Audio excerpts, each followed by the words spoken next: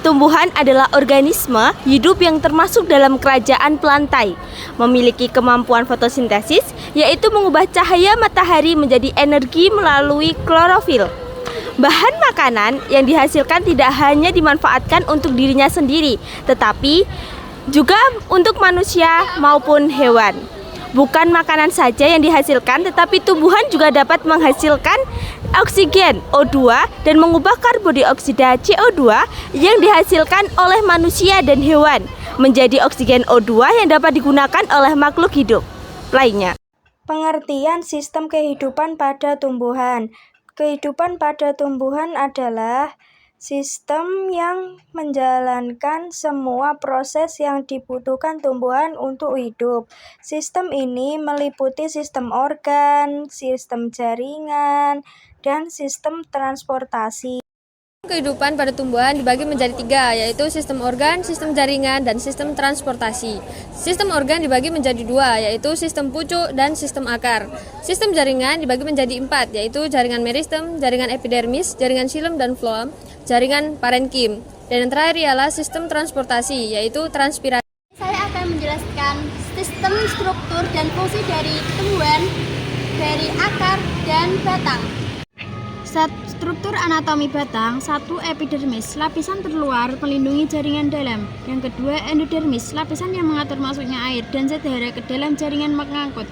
Yang ketiga, korteks, jaringan di antara epidermis dan endodermis berfungsi menyimpan makanan. Yang keempat, silinder pusat terdiri dari jaringan pengangkut seperti xilem.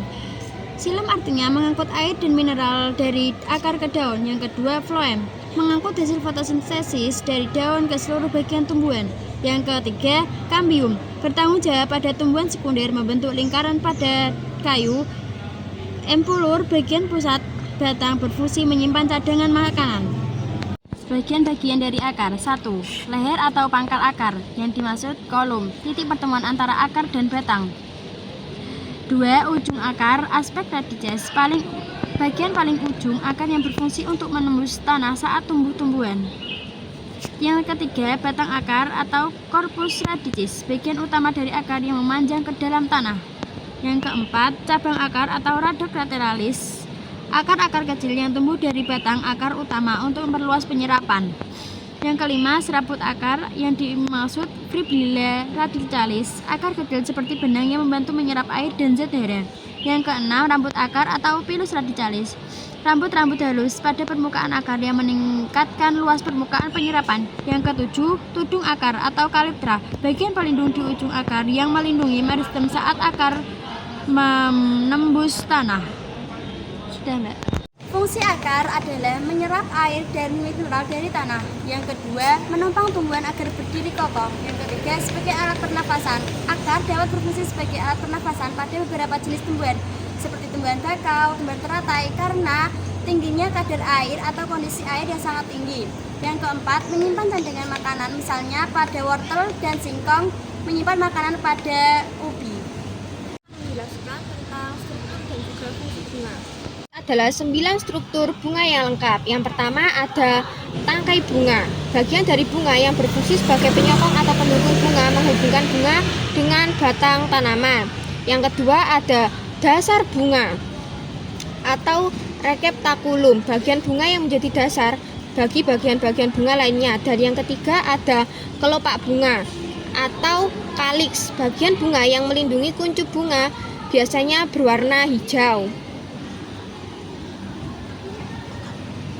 Mahkota bunga atau corolla, bagian bunga yang berwarna dan menarik, berfungsi untuk menarik perhatian serangga atau hewan lain untuk membantu penyerbukan.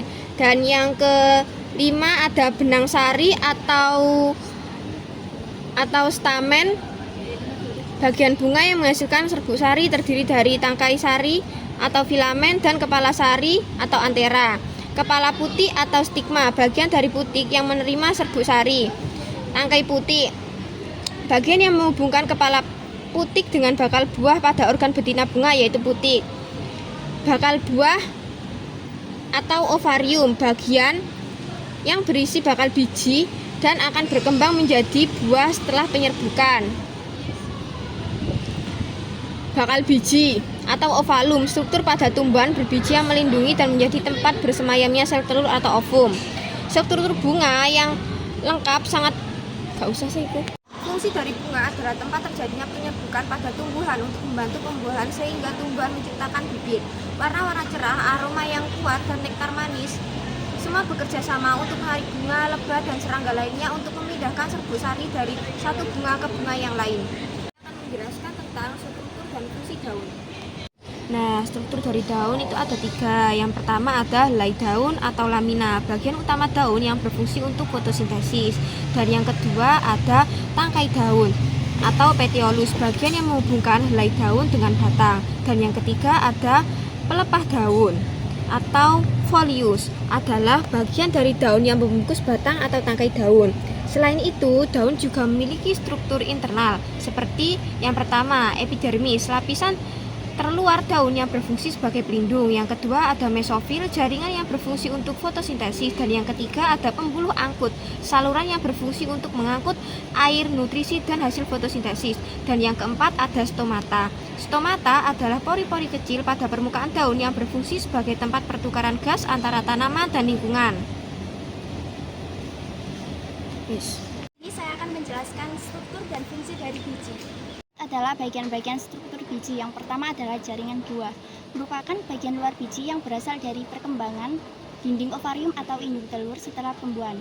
Yang kedua adalah kulit biji atau kulit ari, yaitu testa, adalah lapisan pelindung luar biji, terbentuk dari integumen atau selubung bakal biji.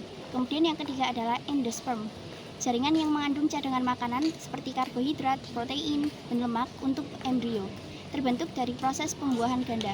Kemudian yang keempat adalah epikotil, bagian embrio di atas kotiledon atau daun lembaga sampai ke titik tumbuh pucuk. Kemudian yang kelima adalah radikula atau akar lembaga, bagian embrio yang akan tumbuh menjadi akar utama tanaman.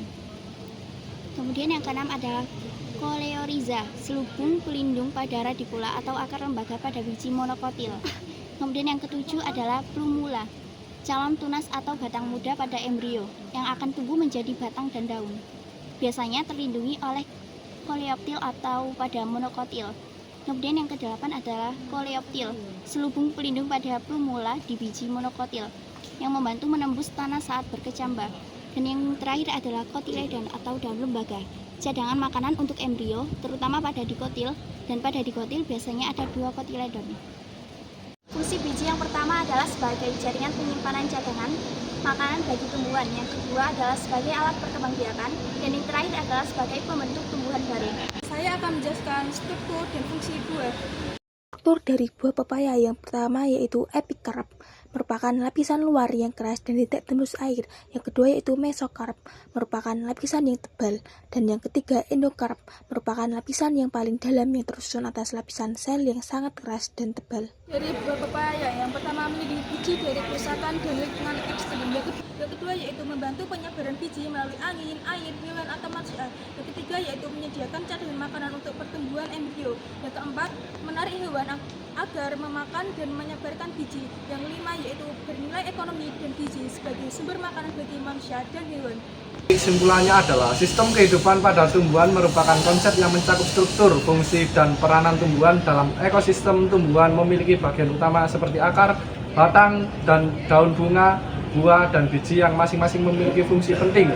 Akar menyerap air dan mineral tanah, batang sebagai penopang dan jalur transportasi daun sebagai tempat fotosintesis, bunga untuk berkembangbiakan serta buah dan biji sebagai alat penyebaran dan regenerasi. Keberadaan tumbuhan juga memberikan manfaat dalam menjaga kestabilan lingkungan, mencegah erosi, serta meningkatkan kualitas udara.